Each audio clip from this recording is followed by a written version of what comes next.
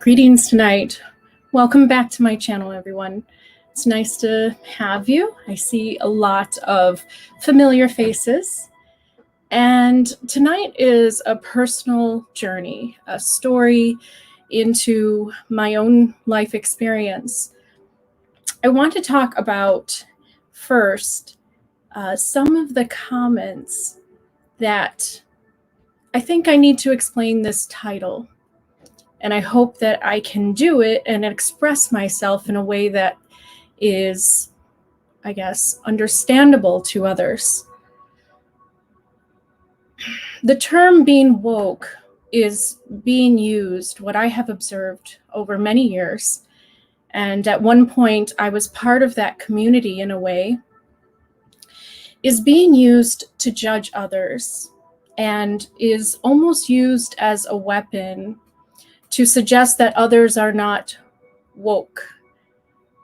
And when people are talking about being woke, usually they are talking about seeing who the enemies of mankind are, or who are the enemies against you. And I, at one time, was part of that mindset. So this is going to be kind of an expression of basically what I have discovered. And I wrote down some things here to help just kind of keep me on track.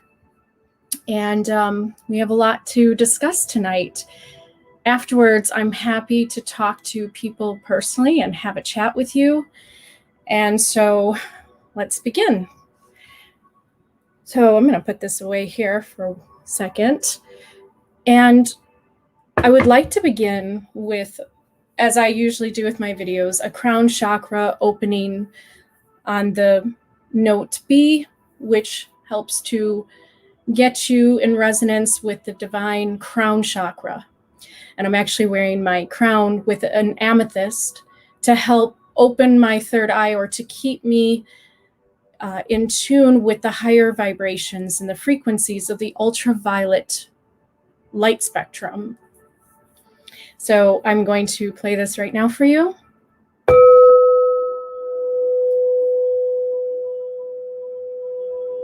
And just kind of let that sink in. I'm glad you love this part. Good. I'm glad that I started to incorporate it. You know, when you go to a Buddhist temple, you will hear that sound before meditation begins. So I find it personally really meaningful to me, as when I went to the Buddhist temples in my city, I actually would feel that this aligned me and got me ready for receiving information from my higher self. And so because I'm just being very vulnerable and open, I just am hoping that this helps you kind of suspend your own, I guess, assumptions or judgments for a second and just kind of listen to my story. And I really hope that this kind of helps people just kind of understand where they are, where they're going, you know, just kind of to navigate their own lives. And I thought that it would be just time for me to talk about this, because I do see this in society, and it saddens me a bit, because the idea of woke can be seen as a positive, but it has been recently more used as a negative judgment on others.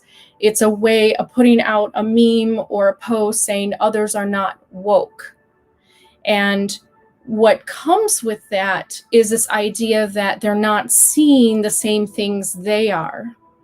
They're not seeing the evil behind the scenes, or the Wizard of Oz behind the curtain. And what I have personally realized, and what I would like to say tonight, I don't know how many people will resonate with this, or, you know, I really don't care at this point. I just want to talk about this because I feel like it really needs to be discussed, and maybe it can help our world in a way get back on track to building harmony and cooperating with each other, and really helping to bring us together rather than divide us all the time. So the idea of woke in my own life, many, many, many, many moons ago, I would say that I officially went through kind of a interesting awakening experience in my early 20s. I moved to the city on my own around 21, and that was when it kind of all began. I was always involved in kind of learning about the occult or things of a more spiritual nature. There wasn't much for me to do when I was going to a community college after high school. And a lot of my friends left town. And so I found myself alone a lot. And I preferred it in many ways. And the ways that I passed the time was I would take long drives into the night, and I would go to Barnes and Noble, and I would just sit and I would browse the spiritual book section, because that was kind of what I was really drawn to. And so I was always interested in the spiritual in my teenage years, basically. I was really starting to get into that. But then when I was going through this phase in my early 20s, where I started to see things in a way where I considered myself awakened, I started to place judgment on others, and I started to recognize and observe kind of all the evil in the world and the bad things. And then I started to put a label on them, through my own intuition and through my own kind of learning and researching on the internet and looking deeper into things and observing. I started to put judgment on certain groups that were doing the bad things for humanity. So I considered myself woke in a way that I spent many, many years. If you ever follow me on social media, if you go back to way before I even made this channel, and possibly during the beginning stages of it too, I really was bringing forwards the secret societies and how they seem to rule this world, and those in the elite power positions and places are really the cause of the problems in this world. So I was really big into bringing out and kind of putting the puzzle pieces together for people. I would sit there and I would search about Masonic temples and lodges. I would sit there and search about all these secret societies and organizations that seem to be running things behind the curtain, so to say. And I did a bit of what you call fear-mongering is. And fear-mongering is not coming from an ill-intentioned place. It comes from you just being in fear of what you awaken to or start to see and observe. When you get to a point where you start looking outward into the world and you're not really just looking inward into yourself or at others, you may start to see the duality, and you will see horrible things going on, and you will see crimes against humanity and a place of kind of a powerless that some groups of people have versus others that seem to be in places of power and oppressing others. And so I started to consider this part of my awakening, and I started to take on this kind of, I guess, this mission or this feeling like I was supposed to battle them. I was supposed to fight that and fight that power. And this was all through my 20s, and even I would say into my mid 30s. It took about 10 years of this. I was a very expressive person in regards to standing up for others. I'm an advocate by nature. If I see things that are happening in the world that are unfair, I like to speak about them. I have done so in the past on YouTube. Some of my videos I have taken down because I go through phases where I can be so passionate and feel so deeply for others that I want to speak about things and I want to bring it to attention. But then I also, at the same time, don't want to draw too much attention to myself in a negative way. And what I mean is that it almost calls those in opposition who want to kind of squash down that truth to kind of fight you and debate you and argue.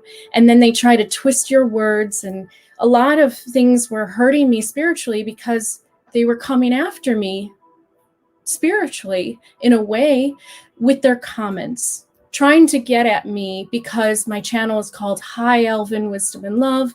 And I like to bring in that element of higher wisdom. Well, I have had a lot of people who have singled me out and targeted me in that way, where they are trying to bring me down a bit in their own, mind. And it's because either they represent what I am talking about, or they simply see things in a different way, in a different perspective, and they think I'm wrong. So I went through this phase where I really tried to bring out these kind of shadow governments and kind of secret places of power that are hidden in dark corners in this world. And what I have been awakening into, and I want to just say this right here, that enlightenment to me is a series of stages and steps. It's not just one moment of eureka, I'm enlightened.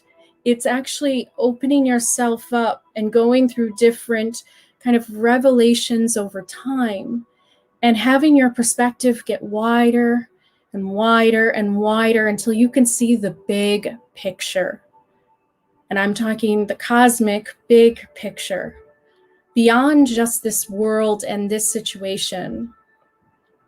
And so what has happened to me is I have gone from being in that place of feeling helpless but angry and feeling a sense of powerlessness, and then trying to bring out those that are in a dark place in the world and bringing that to attention. And I've actually gone more inward. Carl Jung said that those who are awakened, they look within. Those who dream, they look outside. So what this means to me through my process of awakening is that the dream of good and evil, the dream of duality, of unconscious versus conscious, is mine to experience and navigate through. It's each of ours to navigate through our lives. And the way that we respond to that kind of forms us and creates us and helps to build our bridges on this spiritual journey that we're on. So what I would like to say is that because I see a lot of judgment coming from others that say others are not woke, I would like to say there is a level beyond politics and feeling awakened to what's evil in this world. There is a higher level to it, and that level is understanding. It is the crown chakra of love. When you are woke and you only are angry and talk politically about what's going on, and you feel that you have to fight externally and battle others, then you are at indigo, possibly indigo, where you start to see the discrepancies between the right and the wrong in terms of who is oppressing life, who is hindering it, who is helping it to move forwards, who's helping to bring awakening versus those that are keeping it from the public. So it's a little bit like the Matrix idea, where you start to see the agents And you start to see those who are the Neos and the Morpheus who are trying to awaken you. That's only the indigo. And I can use the example of the Matrix because there's a scene at the very end in Revolutions where he goes to the machine city and he sees all is light. I would say that that is a representative of Neo entering into the crown, the divine love. Seen through the eyes of love, the eyes of all oneness, and this will open your perspective and get you further past this temptation to judge if others are woke or awakened, because those two terms can be very similar, but one has become a slang term in a way that society has used to make it casually acceptable to judge others in what they are not seeing versus what others are seeing. And so I have personally moved past that stage over, I would say, about a good 10 years or so of being like that. And then moving into this place where I am just searching for understanding of others. And what this has taken me through is this bigger journey of seeing other perspectives, of learning to hear their stories, of seeing myself within others, because that is the goal of reaching nirvana or godhood, the idea that you start to become one with all things and you see yourself within other beings. In fact, namaste means the divine light in me recognizes the divine light in you. To me, it means that we're all different, we're all unique, and we all come from different stages and places in our lives. And we go through our own personal journeys, but we are energetically from the same source of consciousness. We are energetically part of this stream of energy that flows throughout all the universe and all of nature.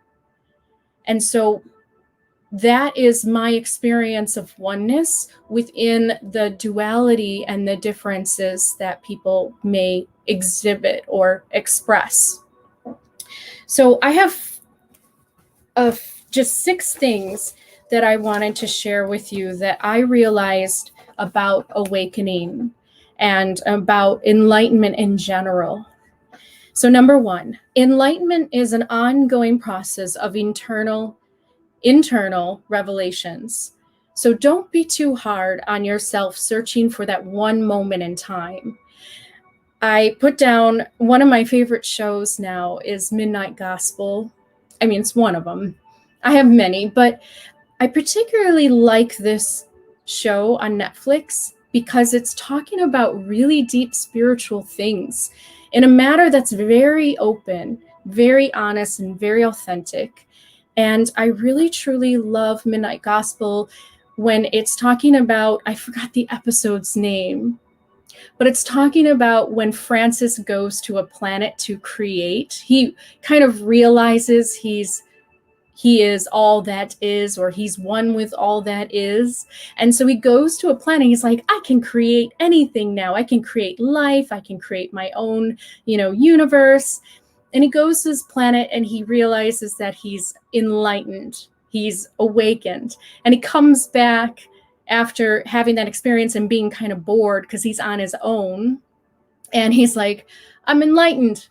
I'm enlightened. And he's like basically shouting that like as if it's just like this moment of eureka. And it's funny because it's almost like how you may think the enlightenment happens. It's not really an explosion of a realization, although you might experience it that way as kind of a euphoric sensation of oneness with everything. But it could happen over time, and there's layers to it. It's like an onion. I mean, it's like the universe in terms of the fractals that we all are, and that every dimension of time is. And so it starts to kind of open up. Let's not say an onion. Let's say a lotus. I love lotuses. And the 1,000-petal lotus of the Buddha, in terms of representing that divine unfoldment into the crown chakra, into godhood, is kind of how the awakening happens. It's like one petal opens, then another, and this goes on throughout your life. It's not just a one moment of it, but it's a beautiful process of expanding your mind and your perspective. And what you might have thought possibly months ago, you might think differently. And what you might realize about life a year ago, you might have completely changed your perspective later on. And that's okay. And we should allow that, because sometimes we may attribute that to I was being wrong. It's not really about that. It's part of this process of awakening. And so I wanted to share that with you, to not be hard on yourself, because I used to be like that. I used to be very self-critical, and I see it in spiritual groups. I'm kind of wandering around Facebook, and I kind of see where people are, just because it's fun for me to see where society is in talking about spiritual matters. And we're getting to be very open. We're becoming very expressive. And I call this part of the fifth dimension experience, because the fifth chakra represents the chakra of truth, the throat chakra. So after your heart center opens of the fourth, then your divine throat chakra opens, and you become more of this kind of channel and medium for higher truth. So in the fifth dimension of experience on earth, when you feel that you have reached that, you might start to see how everything reflects this dimension of consciousness that you have arrived in. And you will start to see the people being really open and expressive spiritually, and sharing their knowledge and their wisdom that they have gained. I just love seeing that. For me, it's like seeing all the infiniteness and the beauty. I just absolutely love it. It's one of the ways that I have fun on earth, really. I just enjoy seeing that. And so what I have noticed is that people are becoming definitely more open and seeing things. But one of the things I do still see is that some people still kind of chastise themselves, where they get really down on themselves for not being awakened yet. And that is describing a particular moment, but it's not just like you open a door instantly. It's a process that when you look back in hindsight at your life, you start to see how much you really grew. How much did you grow from your knowledge and your wisdom of experience? And this starts to bring forwards this idea that you are becoming enlightened. Enlightened is a very old term in terms of looking at it historically. We hear about the Enlightenment era of the late 1700s. And the Enlightenment era was a time of humanity deciding to go above and beyond what others were talking about, but to really delve deep outside of religion, outside of a feeling of government control, and instead looking inward and going from that place of a psychology of the inner mind and consciousness. And so enlightenment is something that has been known throughout all cultures. All different prophets and messengers have tried to teach their particular nation that they're in at a time. And so this process of enlightenment is a journey within yourself, and it may take time. And I think I still see that some people are very critical, as I once was. So I hope that this helps you, and just be patient with yourself. And while you are not judging others, also don't judge yourself too. The second thing that I've learned is that enlightenment is awakening to having more creative power in your life. This means choosing who you keep in your life versus who you wish well, but no longer have to experience any longer. Okay, so now this is a big kind of revelation to myself here. The idea that I always used to try to keep everybody close to me, and I used to always try to please people in my life. And what I realized is that awakening, and if you are an enlightened person, you want to identify yourself in this way, or if you want to see if you are, I think that the idea of enlightenment gets mixed in a bit with acceptance for violence or intolerance and things like that. To me, enlightenment is about understanding, a really deeper understanding about things, the nature of things.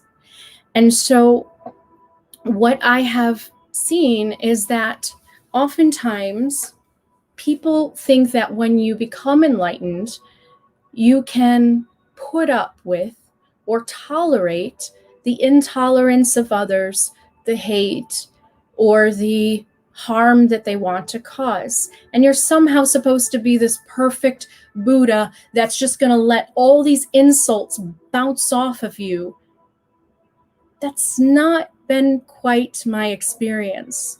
And I hope that this empowers those who are very sensitive, who are empathic, and who have always thought the best of others or have tried to, I guess, live in a world that would do so. What I have awakened to is the idea that you have more internal power, creative power, to design your life. You no longer have to put up with those who are at a different level of consciousness within themselves, and they seek to hurt others because they are unconscious of their own self, and there's something about you that pulls them to you to try to hurt or to somehow wound.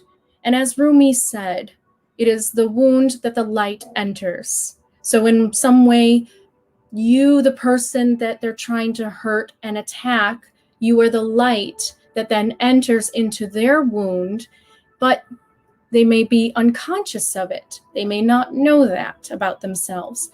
And so I say this for all those who have been abused, who have been used, who have been taken advantage of, who have been hurt and harmed, that once you awaken, you no longer have to put up with that. And it doesn't mean to push people out of your life without love or in a violent way or aggressively. It means that you understand where they are coming from, how they are coming from a place without love within their own hearts, and how they have suffered and something has made them want to attack others or you, and you let them go. And you also set up boundaries for yourself that you cannot any longer be a victim or a target. You will not allow that because you have stepped into your creative sovereign power. To me, that is what awakening is. It's not about just taking in things and being a punching bag to others of a lower consciousness state within themselves. And I say this with love because at one point I might have been that way. So we're always at different stages and different consciousness levels. And when you get to a certain stage in your life where you really understand where people are, where they're coming from, like you can tell that there's a lack of love there. Like they're not really caring about you. They're not really loving you. Well, then if you want to experience more love in your life, then you say goodbye and you open yourself up as a creative being to designing your life around those who do have an open heart, who can love you, and who does want to have true connections, deeper connections with you. So I say this, and I hope that it helps you. You do not have to be a punching bag once you awaken. No more. You are a victim no more. You stand up for yourself. You can do it with love and you can do it with respect, but you no longer have to take the behavior from those unconscious of their own light within. I actually wrote down this: speak, friend, and enter. Because I think that even though Tolkien wrote this as a way to enter into the elven realm of Moria at one point, well, the dwarves and the elves, they shared. I would say that that particular line, if you think about it, you only want real friends. And when you become a creative being that's really in touch with your inner power of creation and designing of your life, then you can choose wisely who you let in and who you don't. Now, I believe that people can change. I believe that people are adaptable and movable and changeable, and they can adjust their view and their way that they behave around you. But there are times when you do have to block. You do have to end a toxic relationship that no longer serves your growth. It doesn't support you. You're on to something else, greener pastures, and they're still somewhere else and not willing to come with this journey, come with you on this journey.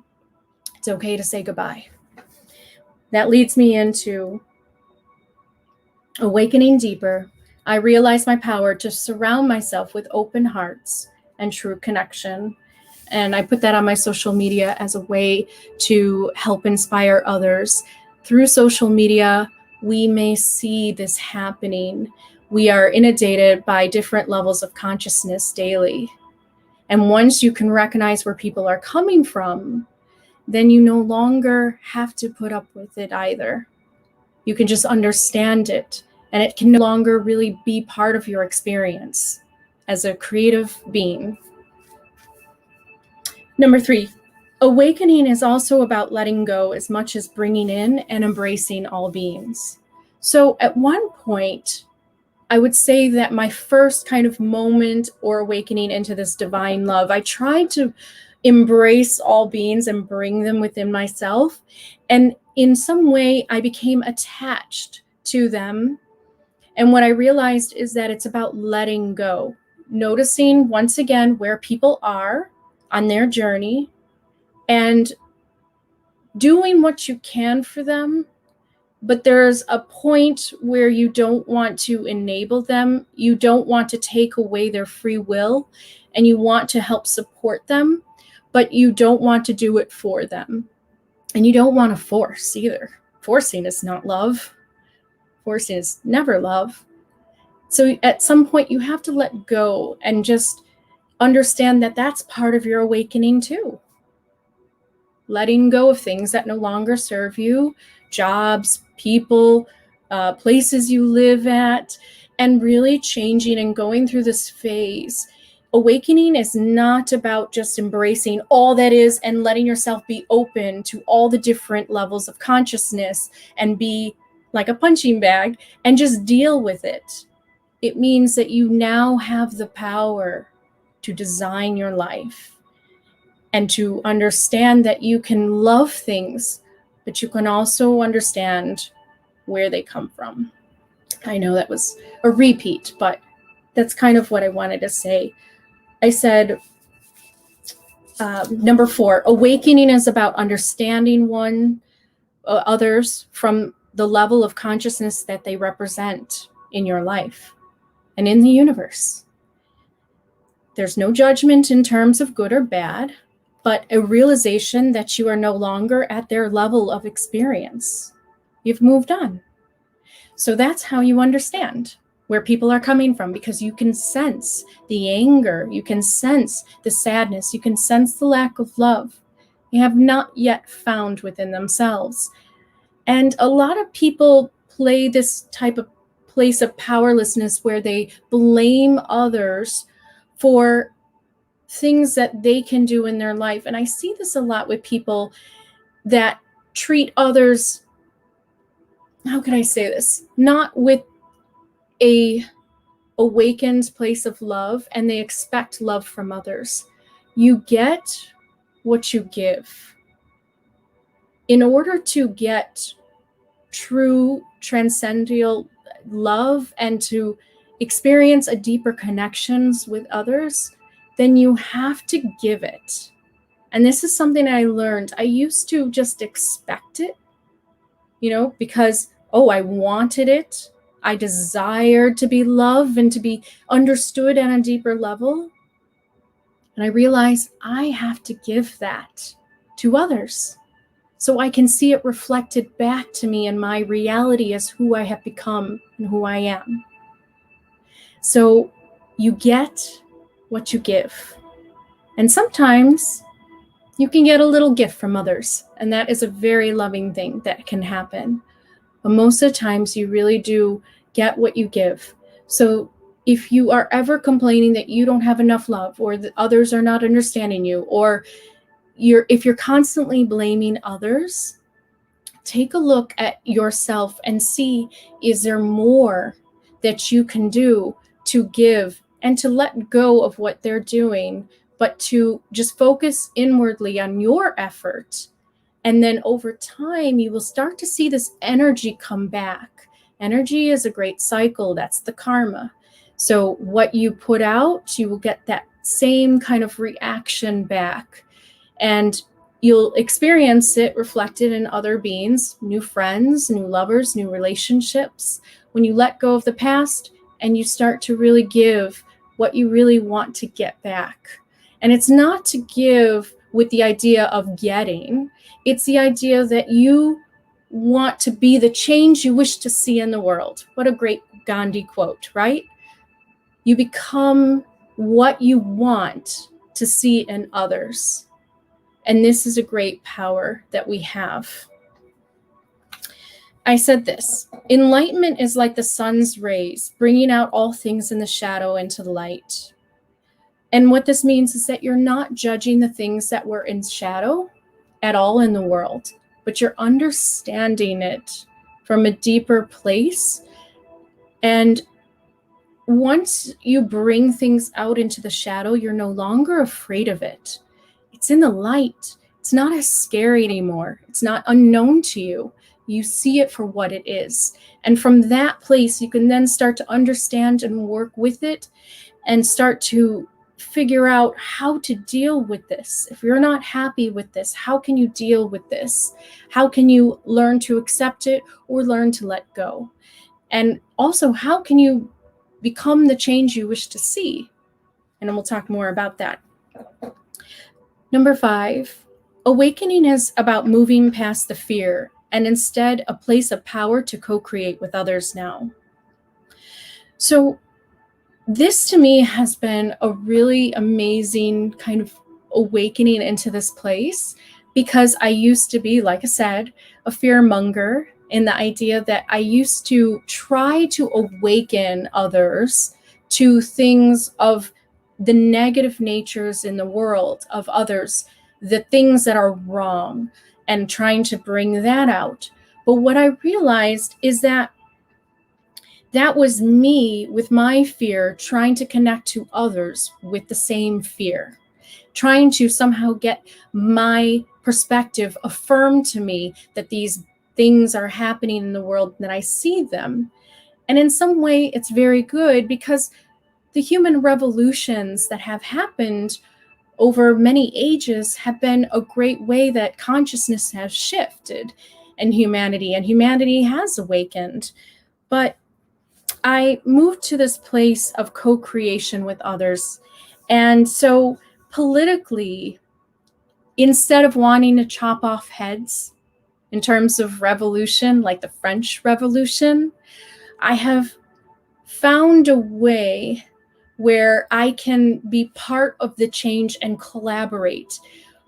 It's taken me a while to do this, but to look at those people in power as a placement where they have gotten to over connections and network, but also some got into those places with an intention in their own heart. And what I've done is I've tried to understand what is that intention, trying to go deeper into things.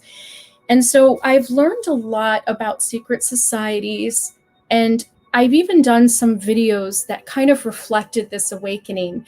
The idea that I started to see that secret societies, in many ways, though people may think that they are of an evil nature, a lot of times they're secretive because they don't trust the masses. They don't trust the others. And so they form this little community, this little network of organization of people that shares this kind of insider information and knowledge. And this has been something that has been part of the ancient Egyptian priests, all the way from the Greek, the Roman philosophers. They have been part of forming a secret society and keeping it from the masses until those who are ready would look for that information. And that's how you become an initiate of the mystery schools and part of these secret societies. And I used to see them in a different way,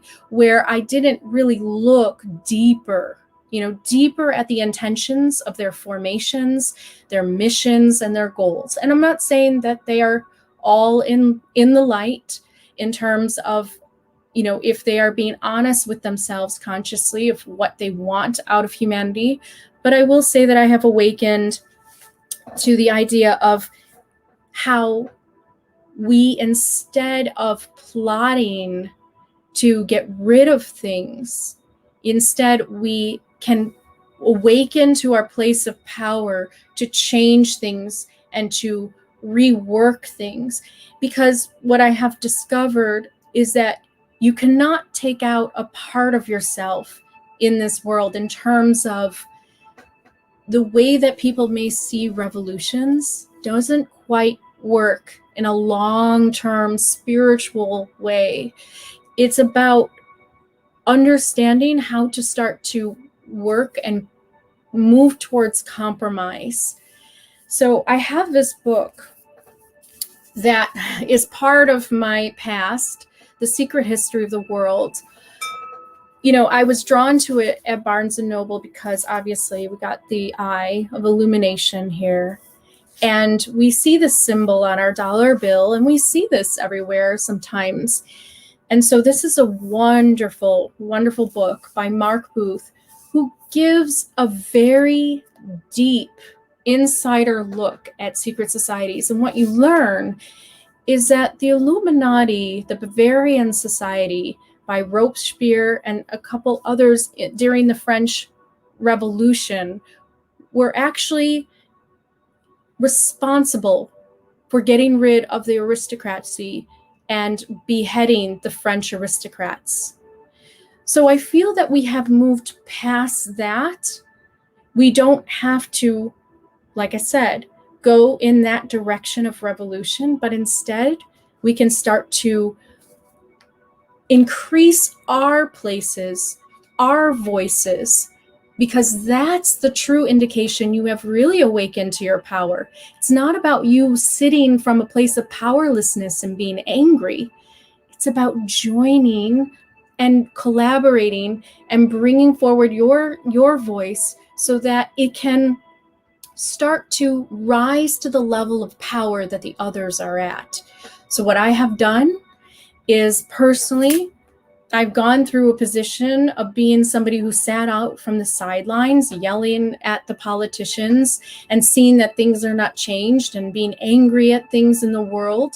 And instead, I joined a city membership of the UN so that I can work to become an environmental ambassador or to talk about human rights issues. So this is something that I have done. It's about you really awakening to the place of power, not just you standing from the sidelines, but now you're part of the change. You increase your place of position in this world in order to make a difference. And it starts with a very small thing of volunteering your time politically, getting involved with voting and putting yourself into the position in your cities to have your voices heard. If there are things in your city and your community that you see that is not going right, it's just not working as wisely as you would like, well, then get involved.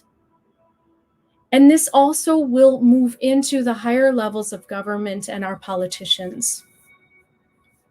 So I have moved past these places of revolution in my heart.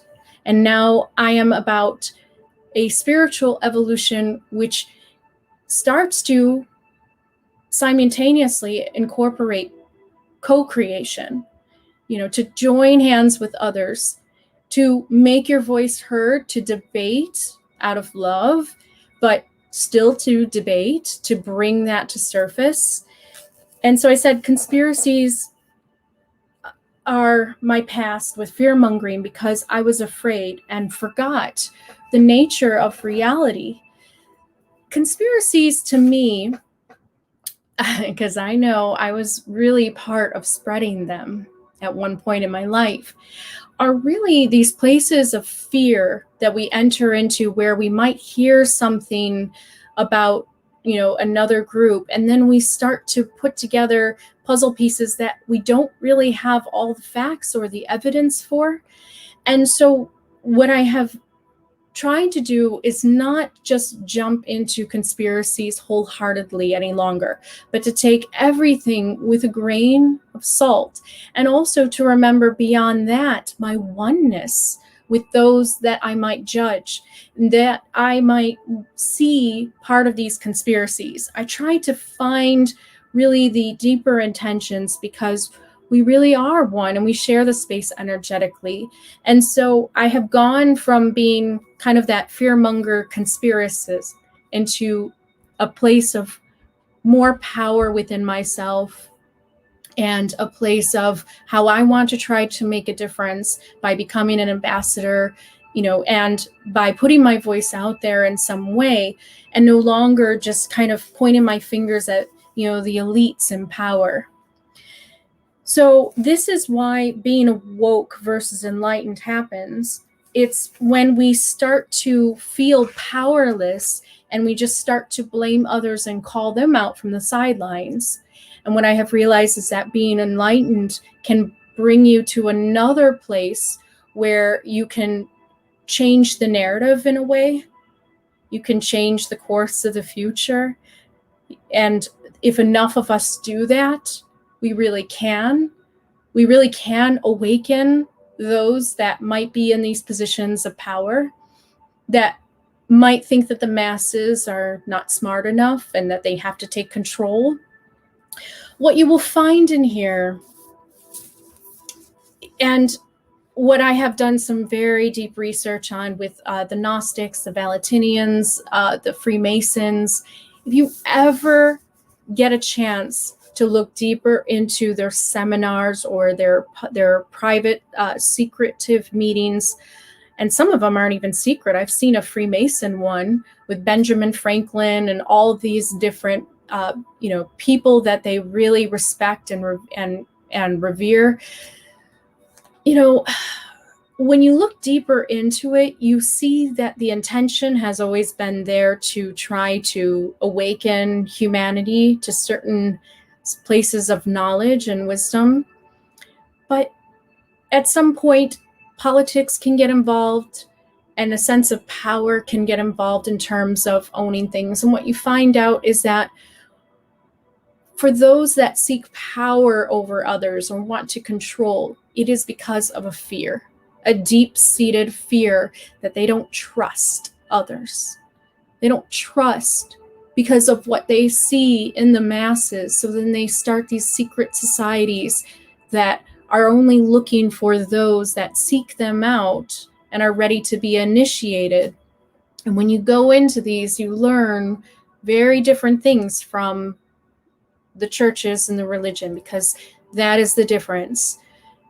The whole branch of religion versus those that have been part of the Enlightenment era is about this kind of war between those that want to control the masses through fear of religion, or with religion, and to take their books very literally and to hold on to these old laws. And then you have these men that are saying, we don't need those anymore. Use your mind to awaken. And that is the Enlightenment era. And it has been a war on this planet between those two ideologies. And so we're coming to a time where each person is going to have to look deeper within themselves. And I say this, you can still be a religious person, but you might have to open up your perspective a bit about the way that the universe is constructed or made in terms of the quantifiable energy. Because when you do that, it will open your mind up to including other religions within your scope of understanding. So I see enlightenment can take on many different forms and experiences. You can be a religious person and still have your awakening. You're still coming to what you consider as God, becoming one with that, how you believe and how you see things, versus those that might not have religion as part of their life. So there's many different ways that you can go through your awakening. But the most important thing about the awakening experience is to reach a level where you can look out through the eyes of love at your fellow beings. And it comes from a place of no judgment, but only understanding. It doesn't come from a place of powerlessness. You then have a new power or newfound power, and you discover your voice within to create change and to be the change you wish to see, and hopefully change that course of the future that Tolkien was talking about. I saw this on a video where it's always about they want to control us, they. And I said this, who is they when we are we as a collective spiritually? So I just want you to kind of think about that, because this was part of my awakening, to see they as part of me and we. And I thought that was a big shift in my perspective and my understanding. Ram Dass said this, when you look at the world, you will see that there are many different levels of spiritual evolution. They are merely stages of development. Be careful not to impose values of better or worse. It is no better to be an adolescent than to be a child. It is no better to be an old person than a middle-aged one. These are just different stages of our development. So you can start to look at others in this way, recognizing where they are in their places of understanding things through the eyes of love and seeing things through the eyes of love, versus those that, they're still working on that. And so that is what I have realized is the difference between being socially woke in terms of wielding it around as a judgment upon others, versus those who are really awakened and just are kind of understanding of where people are. And it's also about really reaching for a place of compromise and collaboration and co-creation with others. So that has been my journey, and I hope that it helped you. I would love to take some comments now and explain a little bit more if I need to. So, Naren, I hope you understand what I mean. I have seen on posts where people are judging others using that word. It's become kind of this buzzword or this slang.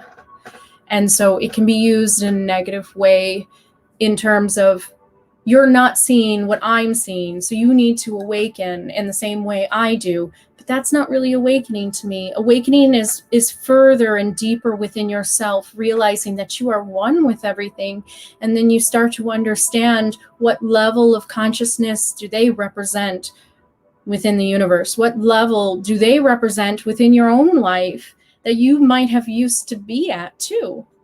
Because you can only really understand something once you have gone through it. That's wisdom. Wisdom is experience.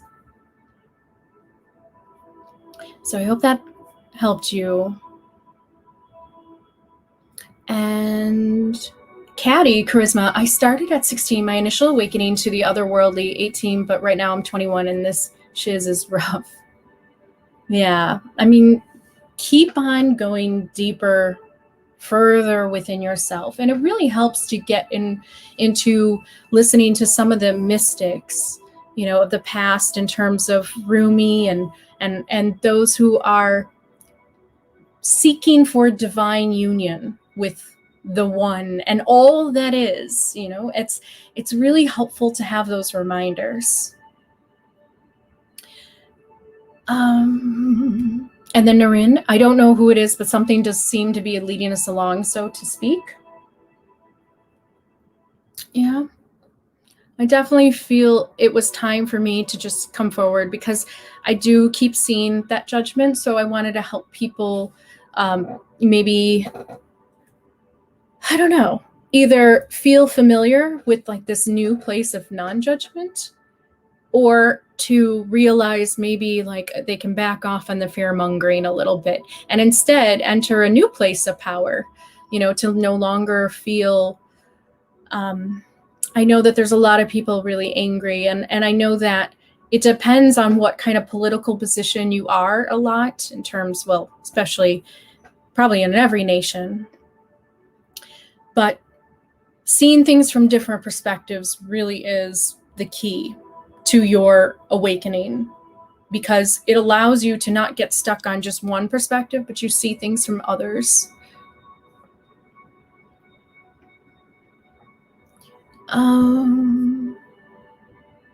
So Jabri, but you believed in COVID and that you had it, the illusion, you faltered and you think and you look upon others as illusion.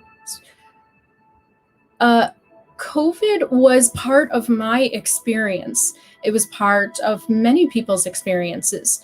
Some people may not have it. I see that it opened me up to empathy and some other higher ideas of suffering that others have experienced. So it really depends how you see it.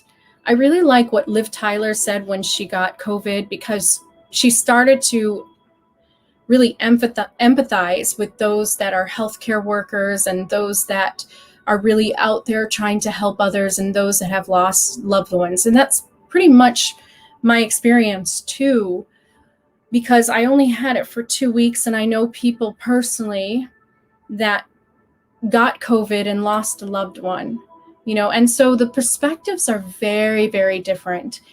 If you did not get COVID, if you don't know anybody who did, or possibly it wasn't as bad for you, then you might not have maybe the sensitivity or the empathy for others.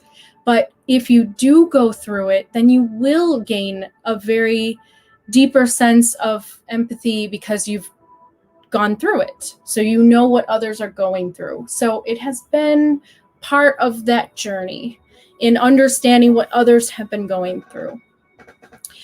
And so I guess that's how I see it. James, I was more progressive when I was younger. I got more right-leaning as I got older, but now I'm in the middle and free of ideology.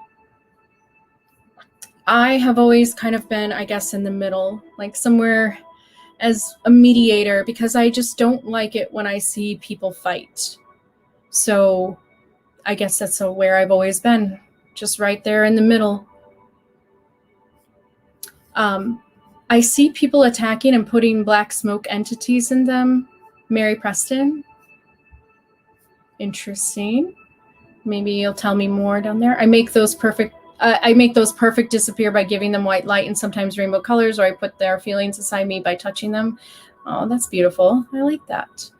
Yes, we can use our own energy, our own intentions, our magic, basically, to really kind of diffuse that, the darkness that we may see and perceive. But just always go inward, because as Carl Jung said, when you're constantly looking at others and pointing your fingers at others and putting the blames on others, we're neglecting to see what's going on the inside, and so that's something that I have gone through, kind of this really painful process of just awakening into that.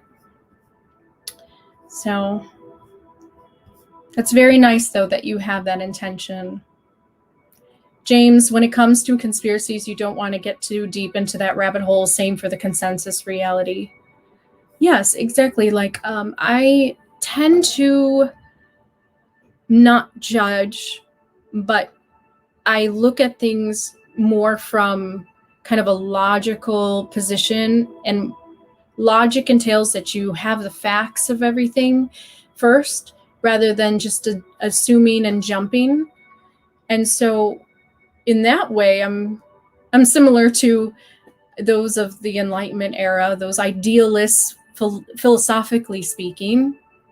But I know that there are some conspiracies that do come true, because they're things that, it has a nature of being hidden from the public, and then they come out.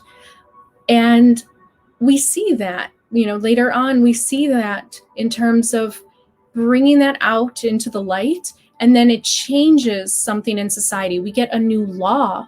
We get something that protects others so that others do not take advantage of them. I really love documentaries that talk about this, or not just documentaries, but also like movies that show that, the ones that work to expose the pollution of corporations. The Aaron Brockovich story, that's a great movie showing this pollution or not pollution, but it was like cancer causing agents, and the company knew it, and they're trying to keep their profit. And that comes from a place of fear, because if you're trying to hide things, you're feeling like you're going to lose your money. You're going to lose all that profit, everything that you worked for, instead of just taking it as a journey to become really more honest with yourself and being open to the public. And I think that the public would appreciate that more. So yes, I mean, there are things that I'm going to say, like, they get pulled out into the light, and we do see that in society, but there are things that just, they come into my experience, and I just know that it's coming from a place of fear rather than a place of really logic and understanding.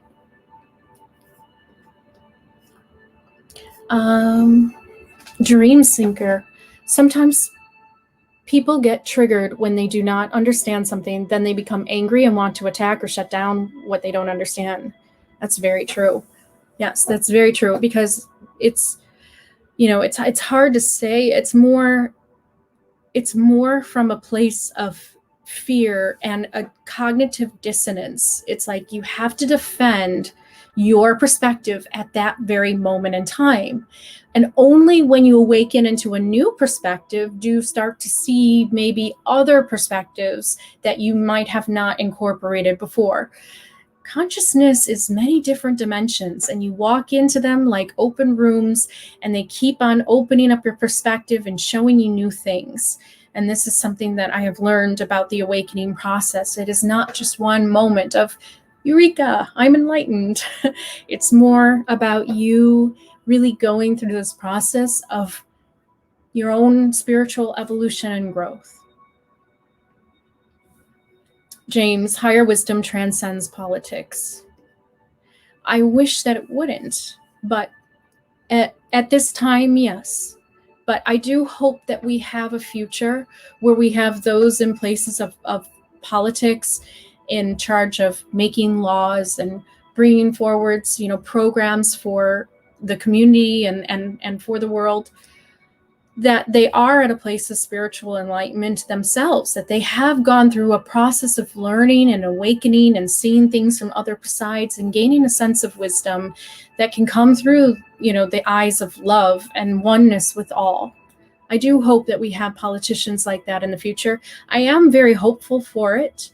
I will say, my thumbnail, I put hopelessness to knowing. So what I went from personally is coming from a place of feeling hopeless and being like a fearmonger and, putting out this information to just like look, all this bad stuff. And instead, I just started to think about my own personal power. What can I do to help? And also, how can we start to create on the side of that? Whatever they're doing unconsciously, we start to do consciously. We start to create something different, something new, and this will spread. It's contagious. It will. It's like leading by example, and that's what we can do. So, yeah, I guess I believe that now, since my personal awakening and understanding how everybody's going through their own awakening and they're at different levels of consciousness, then I see that humanity will eventually learn. I really do. I feel like I was just telling a friend the other day that you can go on TV, you can go on YouTube, you can look into the world of what's being projected, and you will see things that hint or highlight a spiritual and a mental evolution of mankind. You will see that. And I've been looking more at that, and it has reflected more of what I have been going through in return.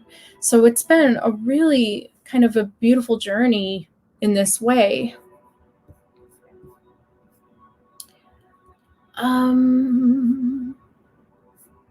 Let's see.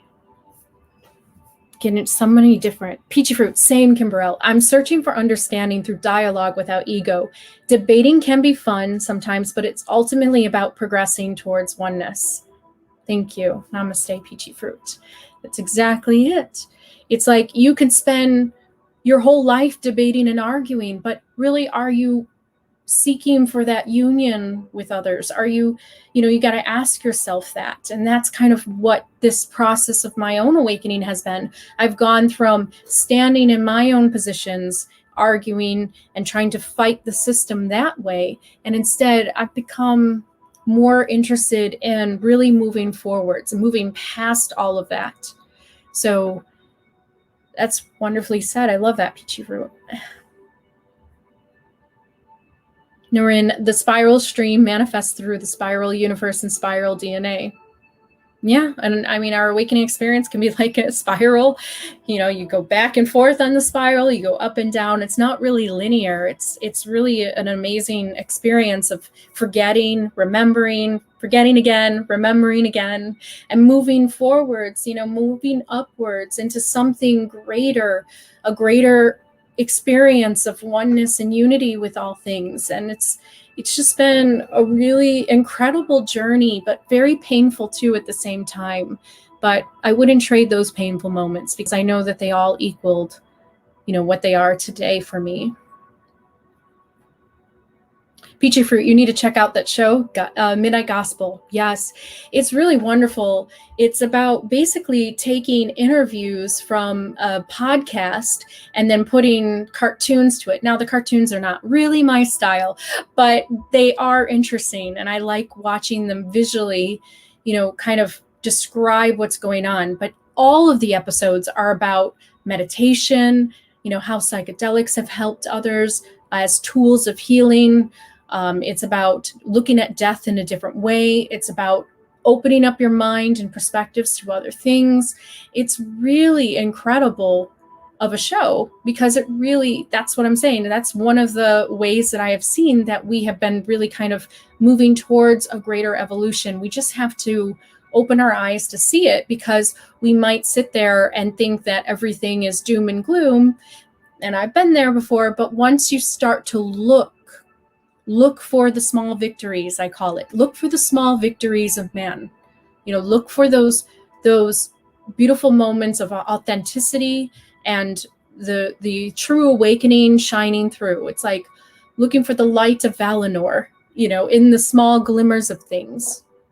In terms of the Silmarillion and in J.R.R. Tolkien's story, of Middle Earth, it's like, the shadow is only a passing thing, but there's forever high beauty and light beyond the shadow. And so when you start to go beyond kind of the darkness of this world, you can get to a really beautiful place of truth, of divine truth and light. And this doesn't funnily, it's funny, I found out that it doesn't make you some battle-like warrior against the darkness. It makes you just go inward more and start to recreate from that place of awakening. It's a new place of power within myself that, that I have entered, and I just wanted to let you know that you can go there if you want. You can go into this place, and it doesn't mean domination or control over others. It just means you're taking the reins in your life. You are designing and creating your own life, and it's also where you step up into the world and become, a bigger voice, and can start to collaborate with others to bring forth real change. Let's see, new one. Honey Gummy. Witcher's okay, but the differing time frames. Oh, you're talking about Witcher, the show? I started watching it. I need to finish it, but I did like it a lot. I did. So I'm going to get back into it again. I like it. I do like it. I like his character, and I like I like a lot of the characters on the show, actually. But yeah, I'll get back into it. Peachy Fruit, you should make your own Discord. Oh my goodness. I don't know if I can handle another channel, another line of things. I've kind of put a lot on my plate, but maybe I'll look into it. I was thinking about starting a podcast, but I don't know. I've kind of started doing podcasts on here, just with my audios. I'm trying to make sure that I don't put too much pressure on myself, because I can kind of take on a lot and get overwhelmed, but I like that idea. Honey Gummy, I can definitely relate to being extremely self-critical. I have a tendency to be extremely neurotic about things, and I'm nowhere near enlightenment. It's like you can realize that you're going through your awakening process, and you just have to be really loving with yourself and patient with yourself, just as much as maybe you might have patience for a child.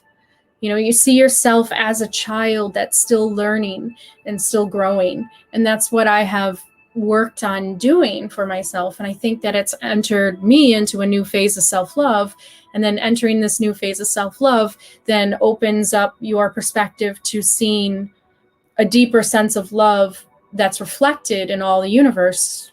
And I guess that's just what has happened to me, but it's not just one moment of awakening. I really wanted to put that out there for people.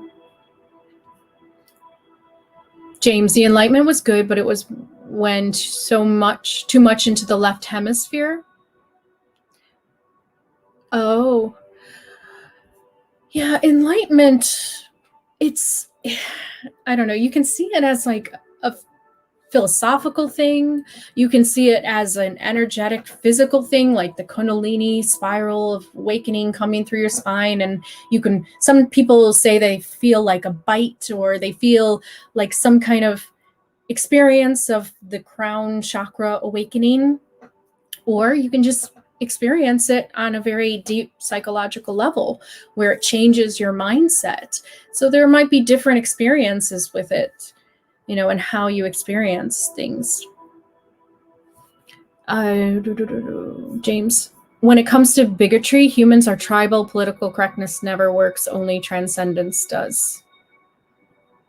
Yeah, I would say it's pretty much it. Like, you have to transcend what is going on and then realize your placement of, it's basically like what Jesus tried to do, in a way, where he saw the bad things happening on earth in terms of, the priestcraft charging people and making lots of money for their, for their tithings and things like that.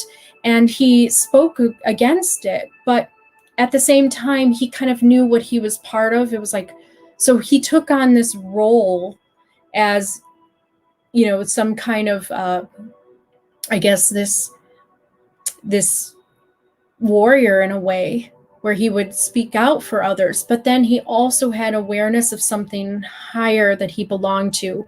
And I think if you could keep that consciousness within yourself, you can not get lost in the battle with others, which can happen, which did for me a long time ago. And sometimes still does. It's very tempting to get into, wars and conflicts with people. And you just have to kind of remember a deeper sense of spiritual nature within yourself. And then Peachy Fruit, you have to meet people where they are and adjust yourself to match their energies so that they better understand you. Yeah, it's like, and there are some times when you might realize that you're just at different points in your life, and it's better to just kind of, wish them well and like let them go. But there are ways that you can sometimes reconnect to people and kind of meet them at their level, like you said, and explain things from understanding maybe their perspective. But there are some levels of consciousness that doesn't allow you that. And I would say that it is really ingrained in some of the egos that we have. We always want to be right, and we don't want to see other perspectives. And so when you come across somebody like that, you can choose to sit there and argue with them or try to explain your position, but you might not get very far because they might have to go through some kind of awakening to get to the place of understanding you and being sensitive and empathetic to where you are, and it takes for them to have that experience in life for them to even be at that place. So yeah, it's really about understanding where people are and deciding who you want in your life, who helps you grow, who supports you on this journey, who makes you better, and who just kind of drags you back down, consciously just drags you back to a place where you cannot really be free and soar to the heights that you really want to. Let's get another one here.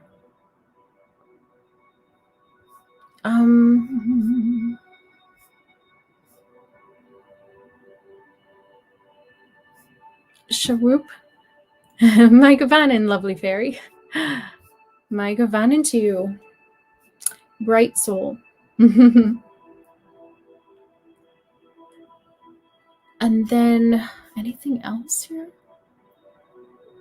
So Ellie Sherman said sacred, not secret. To what are you referring to? Are you referring to like the secret societies? Are they sacred societies to you? I would say from different perspectives. So from the masses perspectives of the people that are not part of the secret societies, then it would be secret. But yeah, I would say from the people part of the organizations that have this kind of knowledge and pass it around in terms of within their organization, then it is sacred to them. So yeah. Jabri, if you can trust source, you can trust federation, which are the leaders upon now, only reflection shown to the above. Yeah, I mean, so there's been a real problem within the Starseed community, and I'm no longer really part of it. It's this idea of battling, and a lot of times people are putting on their own fears, their own anger onto aliens. And so what I have done is I have stepped back, and I've seen the aliens as actually future versions of ourselves. It's our past, it's our present, it's our future.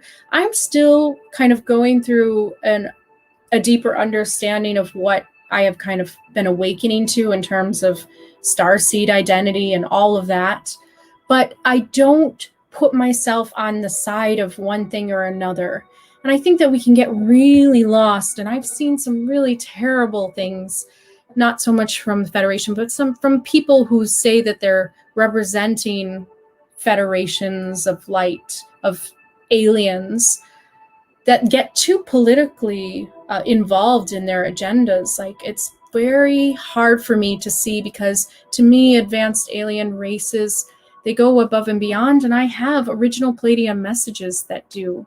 And I shared it on my channel. They go way above politics and calling others out, Democrats versus Republicans. It's not about that. It's something much deeper, and I just wish that I could express it more. But, you know, I'm doing the best I can right now, and maybe I'll get better at it as I go. But the Palladium messages, the original ones from 1975, there are some very deep ones that talk about how the advanced alien civilizations would never really be involved with governments or trying to pit humans against their government or vice versa. There's something going on there. And I just say, just look inward. Look inward. And if it might help, the original Palladium messages really help do that, because Semyase, a female Palladian, she's full of wisdom. She says, wisdom is love is light. Look inward. You know, she's always talking about that and how everything is part of the one, and you're constantly evolving and awakening to this. And I just love that. And I didn't really embrace those words or remember that until I really got to this place of, I guess, awakening within myself. You know, and I just want to caution people on that if I can, but people will do what they want. But I've just learned in my own life that it kind of causes strife. And maybe some people like that. Maybe they just love to go to battle with others. You could choose not to. You could choose, like the elves, and not go to war. You know, but there are some things that if I see them, I will. But it's becoming a very divided political climate. And I think we just have to work on bringing forth the connection, the unity to each other, and not calling people out, you know, really trying to understand things. I hope that made sense. All right. So let's see. James, some secret societies are positive, some not so much. It's complex. I did a video on the Theosophical Society versus the Illuminists, or the Enlightenment, or not the Enlightenment, but the Illuminati from the Bavarian Society, because what you will find in this world is you have kind of like the de-occultists or the light occultists, and you will have those that are the occultists. And the difference between the secret societies is that you have those that are like, no, the masses are not ready to take in this information. So we want to keep this within ourselves, and we want to kind of control things from this place of secrecy and power to kind of orchestrate, you know, what they want to see in society, how they think that society should move, because they're coming from a place where they feel that they have the keys to our evolution, the keys to peace, you know, and sometimes it may not be what everybody views as peace. Then you have another part of those that have been part of the secret societies, or sacred, if you want to say it that way, as the Theosophical Society. The Theosophical Society became very popular. Uh-oh, my battery's going to die out soon. I got to get a charger really quick. Can't believe I didn't charge it this time. But the Theosophical Society are those that want to bring more of that information out to the masses. And so they do that through ways of sharing. They don't believe in keeping it to themselves. Maybe I'll put that video back on in public. I just felt like it was drawing the attention in a negative way to my channel, but who knows? Maybe I'll try it again. So yes, you're right. Like there are some, I mean, everybody's so different within these organizations. Everybody has their own spiritual journey to go on and intentions that they come from. Nurin, I just think people are overprotective of whiteness because white is a myth. Find your clan, but don't group so many different root clans and tribes and kingdoms, and they all have unique DNA. Well, Nurin, I have gone through the perspective of our Black community. I've, listened to them, and we do have a history in America that is very dark. It is the slavery. And it is a slavery over one group versus another. We are still healing from this. So it is not a myth to others, and especially those that had family and ancestors that were put as slaves. So it's about just becoming very open and aware of what happened in the past and having full dialogue now to really understand each other's perspectives and bridging, the misunderstandings between one another now and bringing forward peace. You cannot say that whiteness is a myth to those that experience superiority, because there were laws that the blacks couldn't vote. So I don't know what you're saying, Narin. And I keep hearing that from some people, that it's a myth. It's not. It's part of the story. It's part of the way to heal and to move forwards.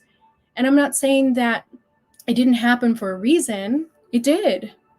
Because it came at a place of unconsciousness of those that lived in the past in America and put that forward.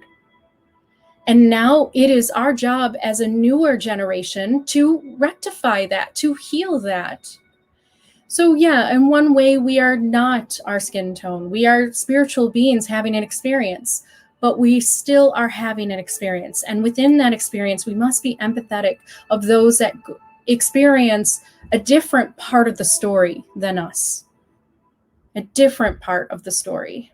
So that's what I have seen and what I have experienced, as a white woman, if that's what you want to say.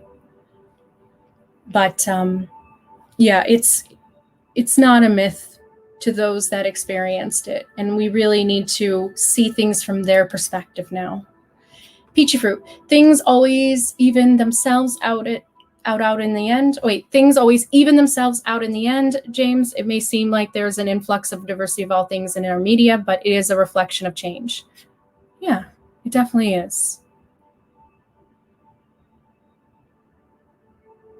Jabri, I don't know what you're talking about here. A nuclear bomb, why do you think that they had to occur if it was real? Oh, to show those that have tried to change timelines. If the White Wizard is alive, he's within Earth and in control. I think nuclear bomb happened because, Einstein started to discover the atoms that make up this universe. I have to plug my computer in. Sorry, guys. I'll be right back. We'll continue this.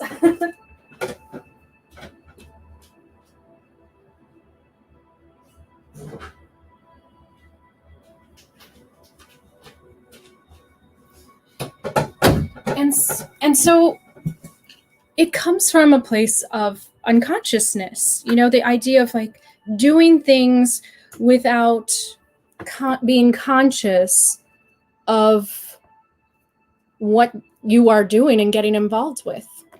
So today, many people involved in science, which is really nice to see, are starting to question the ethics of discovering things. For genetics, like the woman who won the chemistry award of the Nobel Peace Prize, Jennifer Doudna, I really like her. She's a very wise person. Here's why. So she discovered something that will enable humankind to basically to alter their DNA, to change their genes.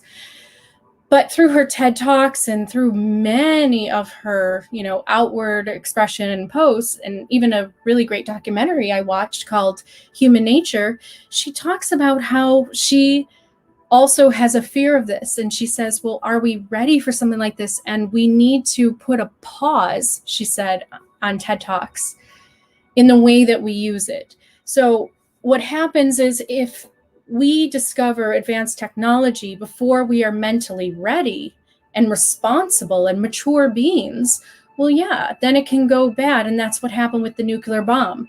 There are those that still want to own other lands and control and dominate. And so it wasn't Einstein that was evil, that discovered kind of the makings of what is inside of an atom that holds together our material universe.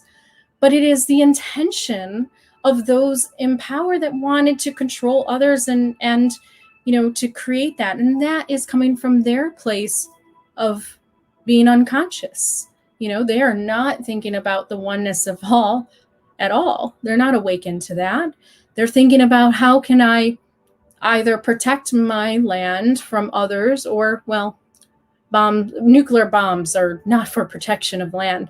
They are for going against the enemy and destroying them, annihilating them.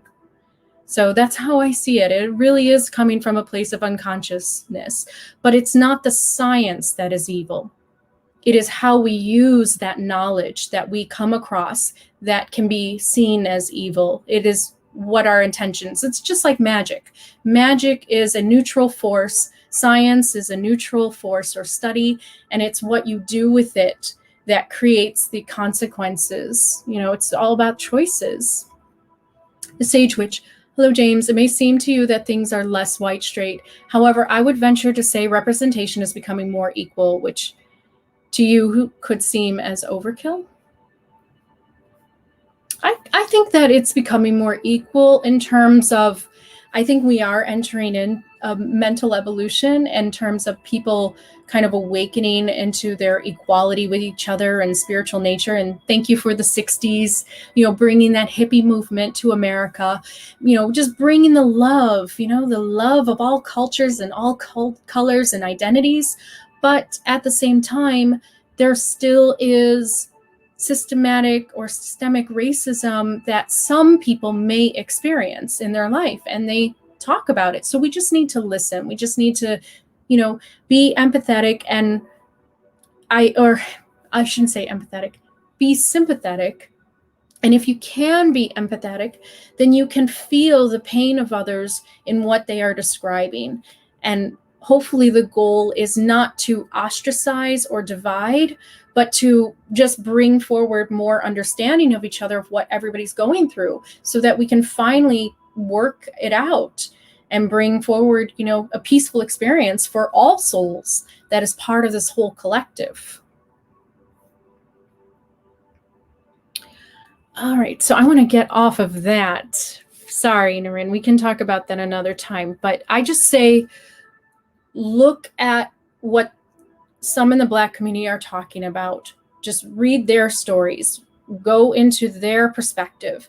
And it's not everybody, but just look into what some of them might be saying. Have a sympathetic ear to understand what they're going through.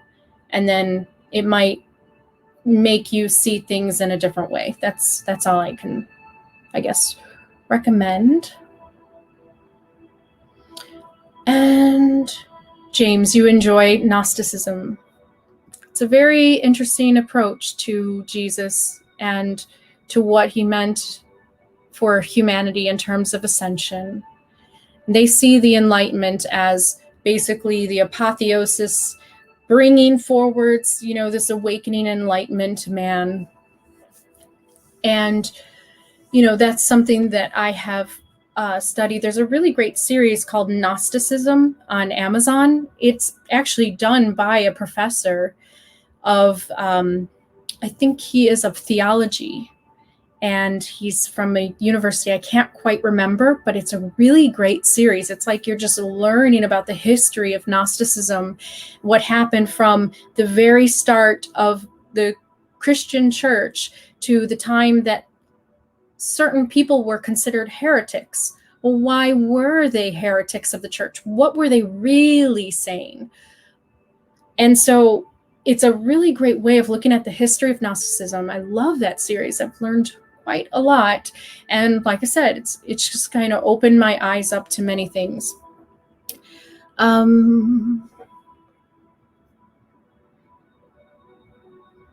Let's see. I know you guys are talking to each other here. Yes, Peachy Fruit. What Kimberell has been talking about, James, is oneness, understanding, and love. That's it. Thank you for summing that up. Thank you. Yeah, exactly. And this also includes those that you might see as evil, those that you might see as doing wrong. It doesn't mean that you have to like what they're doing. It's that you have to kind of understand and see things from their point of view. and get into the heart of their intentions and see what they are doing. And so this is something that, just takes a little bit of effort if you really want to get to the truth of things. So I just wanted to kind of put that out there. It is different than being politically woke, because enlightenment or awakening is a process that goes further and deeper and higher than politics. It's beyond duality. It's beyond good and evil. It's really seeing things as all as one and understanding what level of consciousness they really come from. So that's all. I'm actually going to do a book review on Nietzsche's Beyond Good and Evil, because I really enjoyed reading it. I think that there are some wise things to take from it. So I would love to go through that with you all, because our life is not a storybook. Although we can resonate with the characters, we must start to see things beyond just black and white, cut and dry in that way of just kind of a one-dimensional character. We need to see each other as full, multi-dimensional beings, just like we may awaken to see ourselves. And once we do, we might start to bring forward a way to have real dialogue and bring forwards peace. So that's all I am suggesting here.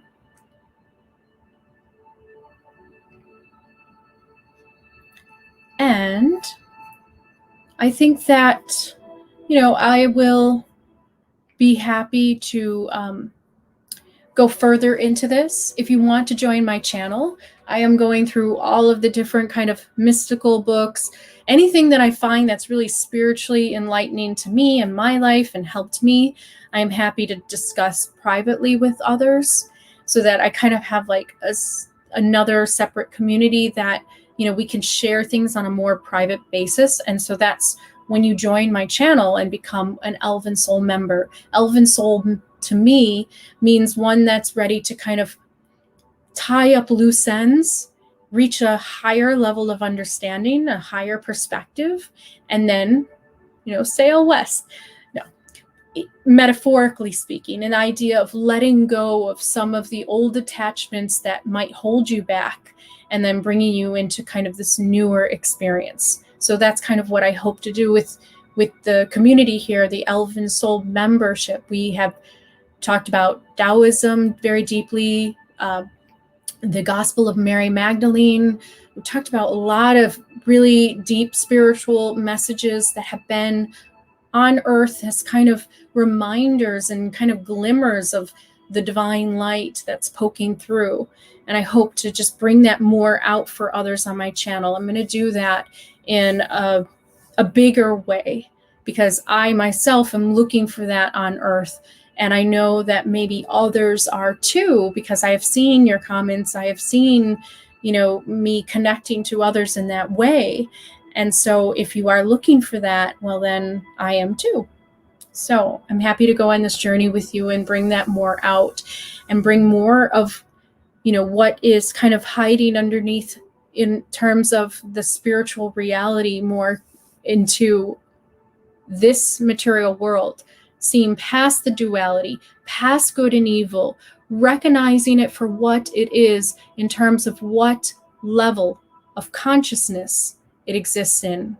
And if you're interested in learning about the 7 different levels of consciousness, it's called the 7 rebirth cycles that the Palladians spoke about in the original 1975 message, well, you can find it on my channel.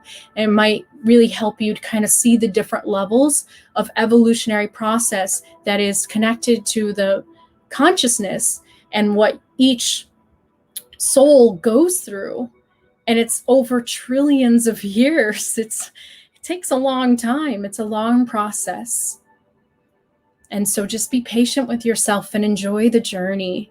It's been a wonderful journey, and I just hope that, you have fun, you enjoy life.